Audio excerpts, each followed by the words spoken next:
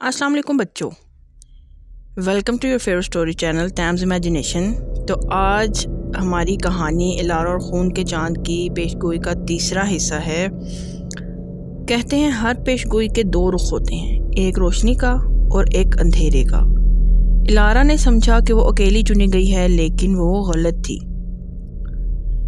الارا کو حملے کی رات کے بعد سے نیند نہیں آئی تھی۔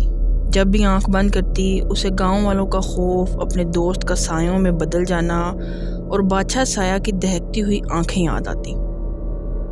لیکن خوابوں سے بھی بدتر چاند پتھر کی خاموشی تھی۔ اس کی ہتھیلی پر موجود نشان ٹھنڈا پڑ گیا تھا۔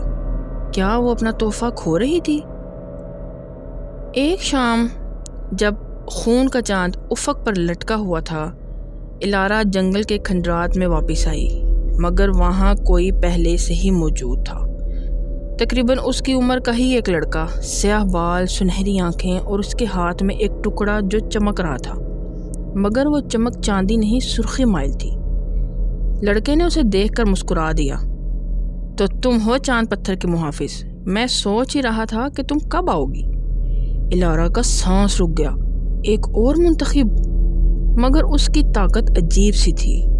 وہ ٹکڑا دھڑکتے دل کی طرح سرخ روشنی بکھیر رہا تھا اور اس کے گرد سرگوشیاں کرتی ہوئی سیاہ دھند پھیل رہی تھی۔ لڑکا قریب آیا، اس کا خون رنگا ٹکڑا اور زیادہ چمکنے لگا۔ مجھے کیلن کہتے ہیں، اس نے دھیرے سے کہا۔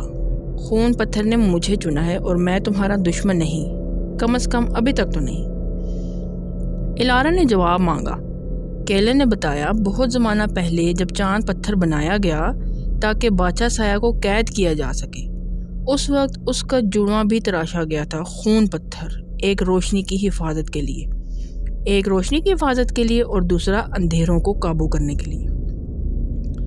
اور جب پیشن گوئی ہر 1000 سال بعد ایک منتخب کا ذکر کرتی ہے تو وہ آدھی حقیقت ہے، کیونکہ ہمیشہ حقیقت کے دو رخ ہوتے ہیں۔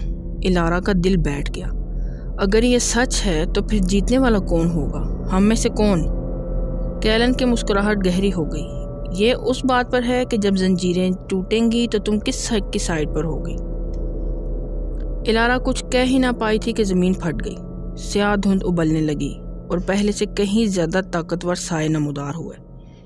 الارا نے اپنی چمکتی تلوار اٹھائی، کیلن نے اپنا خون پتھر بلند کیا، مگر وہ سایوں سے لڑنے کی بجائے انہیں حکم دینے لگا اور وہ اس کے گرد جمع ہو گئے، گویا وہ ان کا بادشاہ ہو۔ الارا کا دل دہل گیا۔ خون پتھر کا منتخب اندھیروں کے خلاف نہیں بلکہ ان کے ساتھ جڑا ہوا تھا۔ پھر بھی سائے اس پر ٹوٹ پڑے۔ اس نے پوری طاقت سے مقابلہ کیا۔ اس کی چاندی کی روشنی کیلن کی سرخی مائل آگ سے ٹکرائی۔ رات کے آسمان میں چاندی اور سرخ کی چنگاریاں پھیل گئیں۔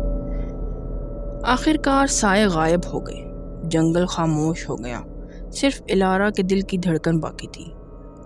کیلن آگے بڑھا، اس کی آنکھوں میں ہلکی سنہری روشنی جھلملا رہی تھی۔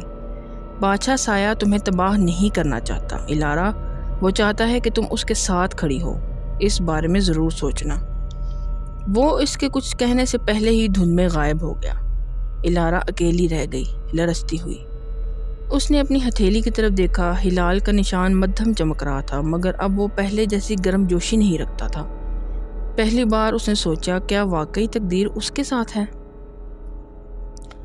جیسے ہی خون کا چاند بلند ہوا، سایہ بادشاہ کی زنجیریں ایک ایک کر کے ٹوٹنے لگی اور پہاڑوں کی گہرائی میں اس کی سرگوشی دنیا تک پہنچ گئی۔ کھیل شروع ہوتا ہے۔ تو اب اگلے پارٹ کے لیے آپ نے ویٹ کرنا ہے۔ تب تک کے لیے اپنا خیال رکھیے گا۔ اللہ حافظ۔